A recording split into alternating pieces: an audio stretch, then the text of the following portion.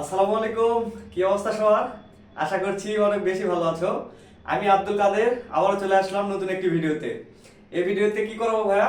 এই ভিডিওতে honours ম্যাথমেটিক্সের linear algebra বইয়ের একটা chapter, a system of linear equation. এটা মেজর এবং নন মেজর দুইটার জন্যই কি গুরুত্বপূর্ণ। আর এই চ্যাপ্টারটা, এই সিস্টেম অফ লিনিয়ার ইকুয়েশন, এই চ্যাপ্টারটার উপর বেস করে বলা যায় তোমার লিনিয়ার বইটি প্রতিষ্ঠিত। এই চ্যাপ্টারটা যদি তুমি ভালো করে পারো তাহলে লিনিয়ার বইয়ে মেজরের কথা বলছি, মেজরের 5টা চ্যাপ্টার, 5টা চ্যাপ্টারের মধ্যে কি ম্যাক্সিমাম পড়া তোমার এই একটা চ্যাপ্টার পড়লেই হয়ে যাবে ইনশাল্লাহ। তো এই চ্যাপ্টারটা নর্মালি তোমরা কি অনেক দেখো, অনেক ইয়ে করে আসলে ডিফারেন্টটা বুঝতে পারো না যে কেন পড়তে হবে, এই চ্যাপ্টারটা কেন দরকার আসলে, বা এটার গুরুত্ব কতটুকু এটা কি বুঝতে পারো না। তো আজকের এই ভিডিওতে আমি আসলে দেখাবো কিভাবে আর কেন এই চ্যাপ্টারটা পড়তে হবে। তো ফার্স্টে বলি এই চ্যাপ্টারটা পড়ার প্রয়োজনীয়তা কি বা কেন দরকার। আসলে ম্যাথ আমাদের কেন দরকার বলো তো? ম্যাথ আমাদের রিয়েল লাইফে আমাদের প্রবলেম সলভে দরকার। রিয়েল লাইফে প্রবলেম সলভ বলতে আমরা ইঞ্জিনিয়ারিং সেক্টর বলো, মানে বিশেষ করে ইঞ্জিনিয়ারিং সেক্টরে ম্যাথের অ্যাপ্লাইটা বেশি। কারণ ইঞ্জিনিয়ারিং সেক্টরে যেগুলো প্রবলেম, একটা মনে করো যে একটা হচ্ছে সফটওয়্যার ডেভেলপ করতে বলো, বা মেকানিক্যাল কোনো কাজ বলো, বা আর্কিটেকচারের কোনো কাজ বলো, সব ক্ষেত্রে কি তোমার ম্যাথের প্রয়োগটা খুবই জরুরি। আর ইকুয়েশনের গুরুত্ব তো ভাই বলার থাকে না, মানে একটা ইকুয়েশন সলভ না করতে পারলে দেখবা যে ম্যাথের কিছুই সলভ হচ্ছে না। তো সেজন্য আসলে আমাদের ইকুয়েশন বা সমীকরণের সমাধান করতে হয়। তো এই যে সিস্টেম অফ লিনিয়ার ইকুয়েশন, এইটা কেন করতে হবে এটা একটু বলি। আমরা নর্মালি ক্লাস সম্ভবত ক্লাস 6-এ ধরো এরকম একটা সমীকরণ, যে ধরো 4x প্লাস 1 2x প্লাস 3, এরকম একটা সমীকরণ, জাস্ট এরকম একটা সমীকরণ আমরা ক্লাস 6-এ সলভ করা শিখছি। এটা কি একদম সরল একটা সমীকরণ। এখান থেকে জাস্ট কি বলতো, জাস্ট আমরা x এর মান বের করব, তাহলে এটা সলভ হয়ে যাবে। জাস্ট x এর মান বের করব। এরপর যখন আমরা একটু আপডেট হলাম, আপডেট মানে কি, যখন আমরা ক্লাস 7-এ উঠলাম তখন ধরো একটা ইকুয়েশন করছিলাম ভেবে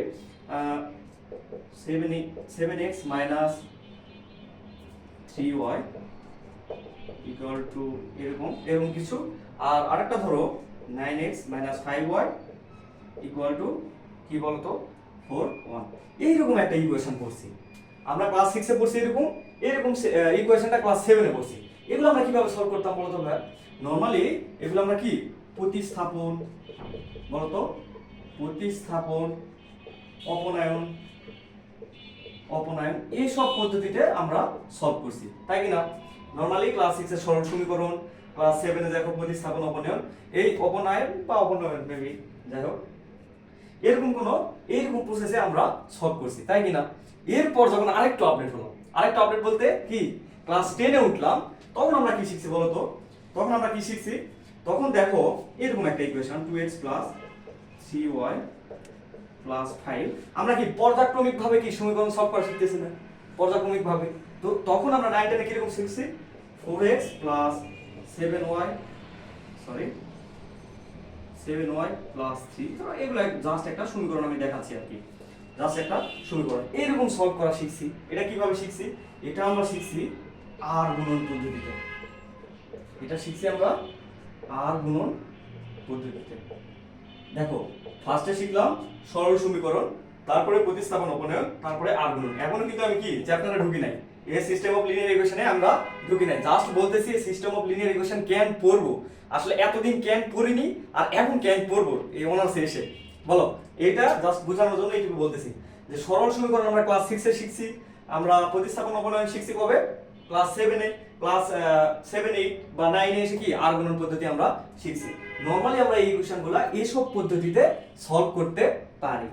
তো এরপর যখন আমরা কি ক্লাস 11 12 উঠলাম, মানে আমরা কি ইন্টারে উঠলাম, তখন আমরা কি কণিক, সরলরেখা এই চ্যাপ্টারগুলো পড়ছি না? তখন কি বলতো ভাইয়া? তখন আমরা কি বলছি? তখন আমরা পড়ছি কণিক, সরলরেখা এই চ্যাপ্টারগুলো পড়ছি। তো এই চ্যাপ্টারের ইকুয়েশনগুলো আমরা সলভ করছি কিনা? তাইলে এখন যদি এগুলার বাইরে কোনো নিয়ম থাকে, এগুলার বাইরে যদি কোনো ইকুয়েশন থাকে, তাহলে আমরা কিভাবে সলভ করব? যার জন্য আসলে এই সিস্টেম অফ লিনিয়ার ইকুয়েশন এই চ্যাপ্টারটার উৎপত্তি। মানে এতদিন পর্যন্ত আমরা যেসব নিয়মে যেসব প্রসেসে এগুলা সলভ করছি এই ম্যাথগুলা, নরমালি যে সমীকরণগুলো দেখালাম এগুলা, তো ওগুলা আমরা আর কি এগুলা নিয়ম অনুযায়ী আর করতে পারবো না, যার জন্য কি এই সিস্টেম অফ লিনিয়ার ইকুয়েশনের উৎপত্তি। আশা করি বুঝছো। তো এখন দেখো যে সিস্টেম অফ লিনিয়ার ইকুয়েশনের কি ম্যাথগুলো আমরা সলভ করতে পারি, কি ম্যাথগুলো আমরা সলভ করতে পারি, বা এদের একটা ডিফারেন্ট আসলে এতদিন কি ছিল সেটা আমরা বুঝবো। তো আমরা ঘাত অবশ্যই বুঝি। ঘাত বলতে কি বোঝায়, ধরো x পাওয়ার 4 plus 3x cube plus 2x square plus 2x plus 0, এরকম ধরো একটা ইকুয়েশন। তো এই ইকুয়েশন আমরা ঘাত বলতে কি বুঝবো বলো তো ভাই? এখানে কি পাওয়ার গুলাই কি, অবশ্যই পাওয়ার গুলাই হচ্ছে ঘাত। তো এটা কয় ঘাত বিশিষ্ট সমীকরণ? এটা 4 ঘাত বিশিষ্ট সমীকরণ, কারণ কি x এর পাওয়ার 4। তো এটা ঘাত বুঝি। তো এখন আমরা এই সিস্টেম অফ লিনিয়ার ইকুয়েশনে এই চ্যাপ্টারে জাস্ট এক ঘাত বিশিষ্ট সমীকরণ জোট নিয়ে পড়াশোনা করব। কি বললাম? যে এক ঘাত বিশিষ্ট সমীকরণ জোট নিয়ে পড়াশোনা করব, এবং নরমালি আমরা যেরকম ভাবে ইকুয়েশন সলভ করছি আগে ওই প্রসেসে আর এটা হবে না। কারণ তুমি এক্সাম্পল যদি দেই তাহলে তুমি বুঝতে পারবা যে তুমি নরমালি আগের ইকুয়েশন মানে তুমি 6 7 8 9 10 11 12 এ যে ইকুয়েশনগুলো ক্যালকুলেটর সলভ করো ওইটা তুমি ক্যালকুলেটর সলভ করবা, বুঝছো? ক্যালকুলেটরে করে সলভ মানে যেরকম ভাবে প্রসেস করে, তো ক্যালকুলেটর প্রসেস করে দেখবা যে x y এর একটা বা x1 x2 এরকম ভাবে যদি আমি বের করি দেখবা একটা মান পাবো। কিন্তু এসব ম্যাথে যে সিস্টেম অফ লিনিয়ার ইকুয়েশনের এই ম্যাথগুলা ক্যালকুলেটরে যদি তুমি ক্লিক করো দেখবা কোনো সলভ আসতেছে না। তো এইটা একটা ডিফারেন্ট, তুমি দেখলে বুঝতে পারবা। তো এখানে দেখো এক ঘাত বিশিষ্ট সমীকরণ জোট, এটা কি এক ঘাত বিশিষ্ট সমীকরণ জোট। এক ঘাত বলতে কি বুঝাবে? x এর পাওয়ার 1, তাই কি না? x এর পাওয়ার 1। তো x কে আমি যদি এরকম ভাবে দিই, ধরো 2x প্লাস তারপর হচ্ছে x2 plus 3x3 equal to ধরো 4 দিলাম। দেখো এইটা কি সমীকরণ? আমরা সমীকরণের রুল হিসাবে কি পড়তে পারি? সমীকরণের কি আমরা পড়ছি, এইচএসসি তে পড়ছি। তো সেই জায়গা থেকে এখন আর ওইটা ডিটেইলস বলতেছি না। তো আমরা হচ্ছে কি বলতো, এটা একটা সমীকরণ, আমরা বলতে পারি সমীকরণ। তো এরকম সমীকরণ যদি 2-3টা হয় তাহলে কি বলতে পারবো বলতো? আমরা জোট। যেমন এই যে জাতীয় নির্বাচনে কি হলো বলতো, 12 দলীয় না 11 দলীয় জোট হইলো। তো এরকম একটা সমীকরণ আমরা দিলাম, ধরো আরেকটা সমীকরণ দিলাম, ধরো জাস্ট একটি এমনি আমি দিচ্ছি আর কি, এটা কোনো ইকুয়েশন মিলবে না, মানে ম্যাথ করলে হয়তো বা সলভ আসবে না। তো জাস্ট আমি দিচ্ছি মিলানোর জন্য, বুঝাচ্ছি তাই, জাস্ট আমি মিলানোর জন্য দিচ্ছি। তো এইটাকে কি বলবো বলতো? এক ঘাত বিশিষ্ট সমীকরণ জোট। এক ঘাত না, এগুলা কি সবগুলা 1 না, সবগুলার 1 না, সবগুলার 1। তো তিনটা সমীকরণ, তো এর জন্য বলা হবে এটার নাম এক ঘাত বিশিষ্ট সমীকরণ জোট। এক ঘাত বিশিষ্ট সমীকরণ জোট। আমরা এখনো কি বলতো কিভাবে সলভ করব এই প্রসেসে যাইনি, আমরা এই প্রসেসে যাইনি, জাস্ট চ্যাপ্টারে ঢোকার চেষ্টা করতেছি যে চ্যাপ্টারে কি আছে। তো এটা কি? এটা হচ্ছে এক ঘাত বিশিষ্ট সমীকরণ জোট। তো এরপরে কিছু সংজ্ঞা পাবা, ওই সংজ্ঞাগুলো আসলে এখন পড়াবো না, পরে দেখবো, বাট আমরা জাস্ট দেখতেছি, একটু চ্যাপ্টারের ভিতরে ঢোকার চেষ্টা করবো। আমরা নরমালি যখন হচ্ছে এই চ্যাপ্টারে ঢুকবো, এই চ্যাপ্টারে এন্ট্রি নিব, এই চ্যাপ্টারে 3 টাইপের ম্যাথ পাবো। কি বলতো? এই চ্যাপ্টারে আমরা 3 টাইপের কোশ্চেন পাবো, জাস্ট 3টা টাইপ। এই 3টা টাইপ যদি তুমি ক্লিয়ার থাকতে পারো তাহলে ইনশাআল্লাহ আর কোনো প্রবলেম হবে না এই চ্যাপ্টারে। এই চ্যাপ্টারের মধ্যে 3 টাইপের মধ্যে দেখো, 1 নাম্বার টাইপটা হবে এরকম, মানে কোশ্চেনগুলো বলতেছি যে কোশ্চেন কিরকম হবে। এটা হচ্ছে দেখো নিম্নের কোশ্চেন সরি কোশ্চেন নাম্বার 1, নিম্নের এক ঘাত বিশিষ্ট সমীকরণ জোটের সমাধান। নিম্নের এক ঘাত বিশিষ্ট সমীকরণ জোটের সমাধান, এটা একটা টাইপ জোটের সমাধান, এটা একটা টাইপ। আর একটা টাইপ পাবো জোটের, এই যে জোট মানে কি বলছে? সমীকরণ জোটের একক সমাধান, একক সমাধান। আর একটা টাইপ পাবো সমীকরণ জোটের একাধিক সমাধান, সমীকরণ জোটের একাধিক সমাধান। জাস্ট আমরা কি এই 3টা টাইপ যদি এই চ্যাপ্টার থেকে ক্লিয়ার করতে পারি তাহলে ইনশাআল্লাহ আর এই চ্যাপ্টারে কোনো প্রবলেম থাকবে না, সেটা মেজর হোক নন মেজর হোক বা আদার্স কোনো বিষয় হোক। জাস্ট আমরা তিনটা টাইপ যদি করি, তিনটা টাইপ থেকে এই সিস্টেম অফ লিনিয়ার ইকুয়েশনের আর কোনো প্রবলেম থাকবে না। তো এরপর দেখি আসলে আমরা আজকে মেইনলি কথা বলবো নিম্নের একঘাত বিশিষ্ট সমীকরণ জোটের সমাধান, মানে আমরা এই সিস্টেম অফ লিনিয়ার ইকুয়েশনের কোশ্চেনগুলো কিভাবে সলভ করব এই প্রসেসটা এবার দেখব। তো দেখি আমাদের একটা এক্সাম্পল নিই, বইয়ের এক্সাম্পল একদম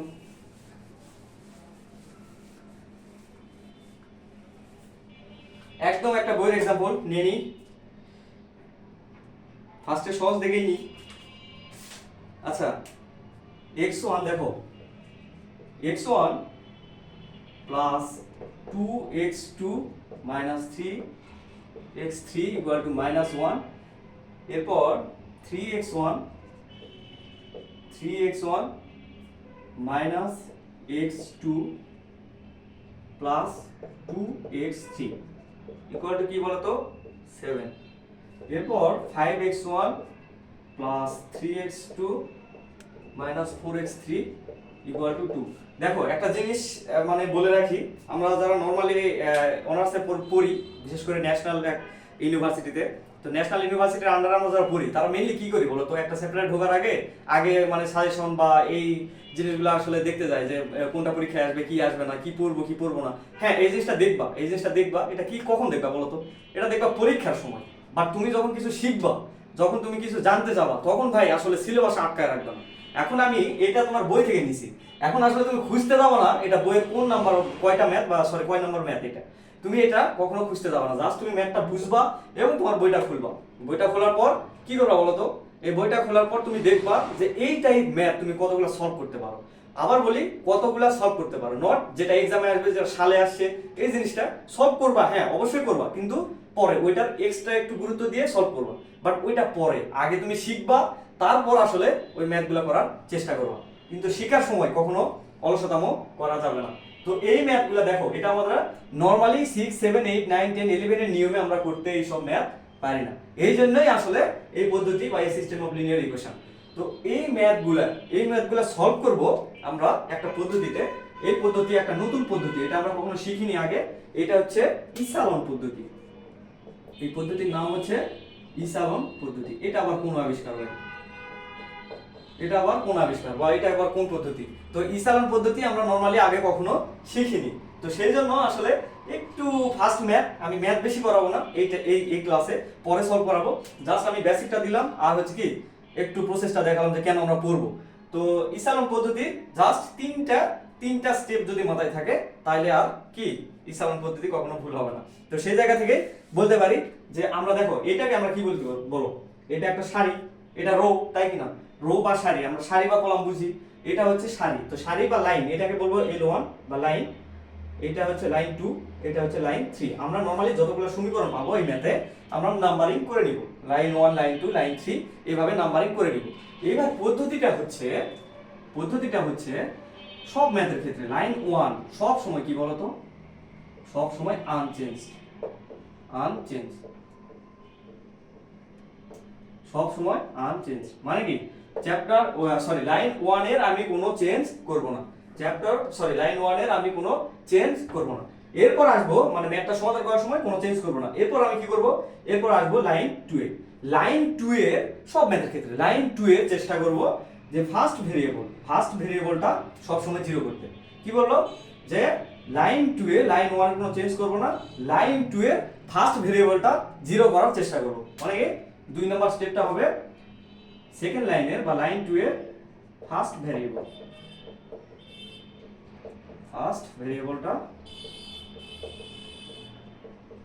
0 করতে, মাস্ট বি এটা 0 করতে। মানে আমি ইসালন পদ্ধতিতে যখন সলভ করতে যাব আমার সেকেন্ড লাইনের ফার্স্ট ভেরিয়েবলটা 0 করতে হবে। এরপর যখন লাইন 3 তে আসবো, জাস্ট কি আমি ধাপ দেখাচ্ছি, ধাপ কিভাবে ম্যাথগুলা সলভ করবা। এই তিনটা স্টেপ যদি মাথায় থাকে দেখবা যে অটোমেটিক ম্যাথ সলভ হয়ে যাবে। এরপর দেখো লাইন 3 আমি কি করব, লাইন 3 এর এই দুইটা ভেরিয়েবল মানে কি ফার্স্ট ভেরিয়েবলের পর এই দুইটা থার্ড লাইনে দুইটা ভেরিয়েবল আমরা কি করব বলো, 0 করব। দুইটা ভেরিয়েবল 0 করব, ফার্স্ট দুইটা ভেরিয়েবল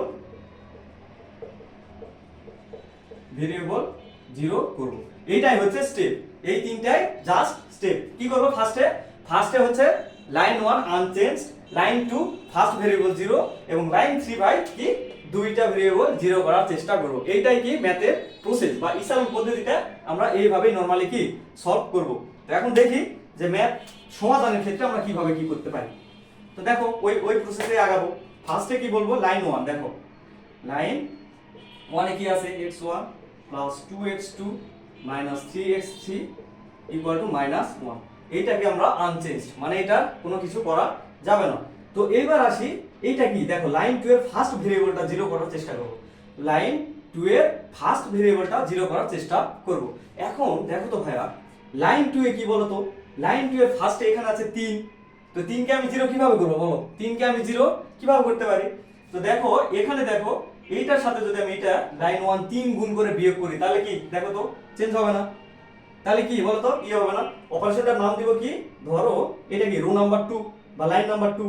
আমরা জাস্ট লাইন 2 কে ড্যাশ দিলাম, লাইন 2 -3 লাইন 1, 3 লাইন 1, জাস্ট হচ্ছে কি 3 লাইন 1।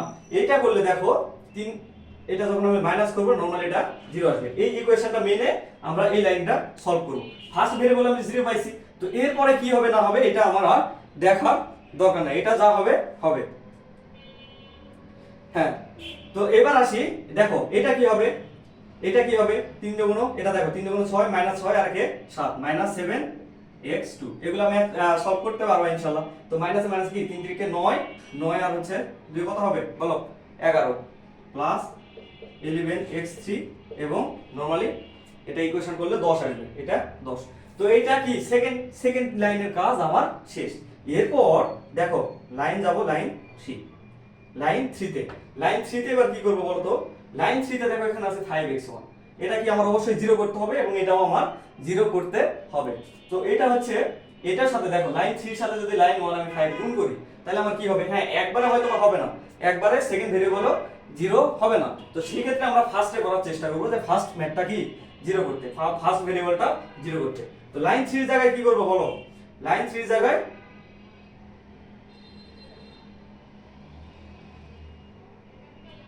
জায়গায় জাস্ট আমরা লাইন 3 -5l1 করার চেষ্টা করব, 5l1 এটার সাথে কি এটা এই ইকুয়েশনে আমরা বের করার চেষ্টা করব। তো এরপর কি হবে বলো তো, এরপর দেখো 5, এইটাকে 5 গুণ করলে 0।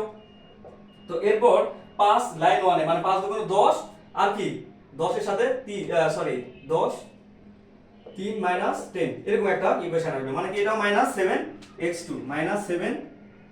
7x2। তো এরপর কি আসবে, বলো তো, এরপর -3 × 15 -15। তো মাইনাসে মাইনাসে প্লাস আর হচ্ছে -4, তাহলে কত হবে বলো, এটা হবে প্লাস 11x3 ইকুয়াল টু -5 আর হচ্ছে প্লাস -2, তাহলে -7 জাস্ট 7 আসবে, জাস্ট 7। তো এটা দেখো এটা আমার হয়ে গেছে। তো এখানে এখন কি করতে হবে বলো তো, জাস্ট কি এটা ব্র্যাকেট দিয়ে মোড়াই দিব আর আমরা যে এই অপারেশনটা করছি এই অপারেশনের জন্য আমরা একটা ইসালন চিহ্ন দেব। এই ইসালন পদ্ধতি কি করছি না করছি এইটাই হচ্ছে নাম, এই ব্র্যাকেটটা বা এই চিহ্নটার নাম কি বলতো ইসালন, এইটার নাম ইসালন। আমরা ইসালন করছি তাই আমরা দেখায় দিব যে আমরা ইসালন করছি। এই চিহ্নটার নাম কি বলো, এই চিহ্নটার নাম ইসালন। তো এটা দেখার জন্য এখন আমার দেখো ফার্স্ট ভেরিয়েবল আমার কি লাইন 1 নাম্বার লাইনটা কি সবসময় আনচেঞ্জ, লাইন 2 এর ফার্স্ট ভেরিয়েবলটা 0, এইটুকু অপারেশন আমরা করছি। কিন্তু দেখো এটা তো আমার শর্ত মানছে, এটা কি বলছিল লাইন 3 এর দুইটা ভেরিয়েবল 0 হতে হবে, লাইন 2 এর দুইটা ভেরিয়েবল 0 হতে হবে, কিন্তু এখানে করছে আমার একটা, তার মানে কি আমার আরেকটা করতে হবে, তো এইটা দেখো আরেকটা অপারেশন আমরা করব,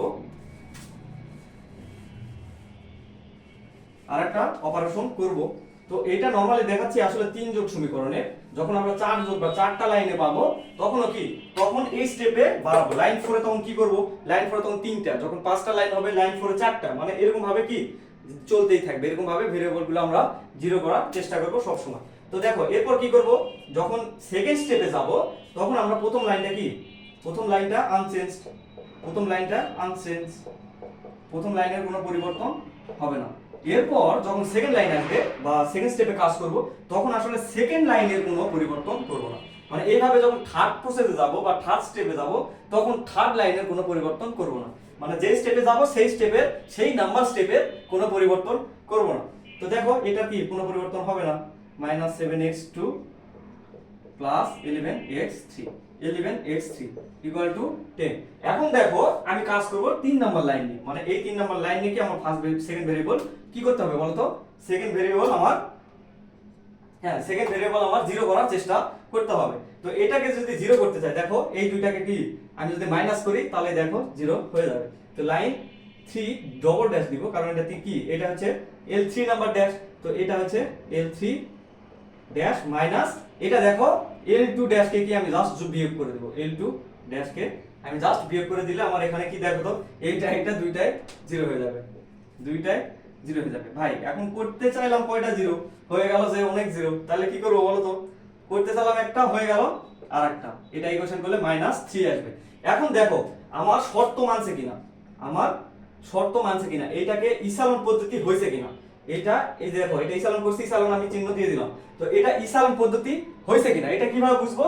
এটা জাস্ট বুঝবো, দেখো এই যে এটা কি ফার্স্ট ভেরিয়েবল আমার জিরো হয়েছে, সেকেন্ড ভেরিয়েবলে দুইটা জিরো আসছে, যদি আরেকটা লাইন থাকতো তাহলে তিনটা যদি আসতো তাহলে আমার ইসালন পদ্ধতি শেষ। মানে আমার ইসালনের কাজ কখন শেষ হবে? যখন আমার কি স্টেপে স্টেপে একটা করে জিরো বাড়বে এবং লাস্ট পর্যন্ত আমার লাইনের সাথে জিরো মিলে যাবে। এখন কথা হচ্ছে যে এখানে দেখো জিরো সমান কি আসে, জিরো সমান -3, জিরো সমান -3 আজ পর্যন্ত কখনো শুনছো যে জিরো সমান -3? না, এটা অসত্য বিষয়, এটা হচ্ছে কি অসত্য বিষয়। আমাদের ম্যাথ কি ছিল? একক জোটের কি একাধিক জোটের সমাধান, মানে সমাধান নির্ণয় করা। তো এটা যেহেতু 0 = -3 আসে, তাই এটার কোনো সমাধান নাই, এটার কোনো সমাধান নাই। এই ইকুয়েশনগুলো কি তোমার নরমালি মেইনলি লাগে আসলে ইঞ্জিনিয়ারিং সেক্টরে, এগুলো আমাদের নরমালি প্র্যাকটিক্যাল লাইফে কোনো প্রয়োগ নাই। জাস্ট কি ইঞ্জিনিয়ারিং লাইফে এই ম্যাথগুলো অনেক সলভ লাগে, অনেক ইকুয়েশন সলভ করতে হয়, যার জন্য এই চ্যাপ্টার আসলে আমাদের পড়তে হয়। আমাদের ম্যাথ ছাড়া কি ইঞ্জিনিয়ারিং সেক্টর অসল। তো এই জায়গায় কি এটা যেহেতু অসত্য, তাই এটার কোনো সমাধান নাই, এটার কোনো সমাধান নাই। তো আমরা কি বলতো, আমরা জাস্ট এই স্টেপে আমরা এই তিনটা লাইন বা এই তিন প্রসেসে আমরা আগাবো, এবং এটা যদি মাথায় থাকে তাহলে আমার ইসালন পদ্ধতি আর কখনো ভুল হবে না। তো এরপরে আসলে ম্যাথ আজকে জাস্ট একটাই করালাম, ম্যাথ এখানে প্র্যাকটিস করাবো না, নেক্সট ক্লাসে আরো দুইটা টাইপ আছে সেটার সাথে আরো ম্যাথ প্র্যাকটিস করানোর চেষ্টা করব। এটা যদি একদম বেসিক ক্লাস, সো যদি কোনো কনফিউশন থাকে, যদি কিছু বুঝতে না পারো তাহলে অবশ্যই কমেন্টে জানাবা, এবং কি নেক্সট কোন চ্যাপ্টারগুলোর উপর ভিডিও চাও সেটা অবশ্যই জানাবা। ঠিক আছে, সে পর্যন্ত ভালো থাকো, আল্লাহ হাফেজ, আসসালামু আলাইকুম।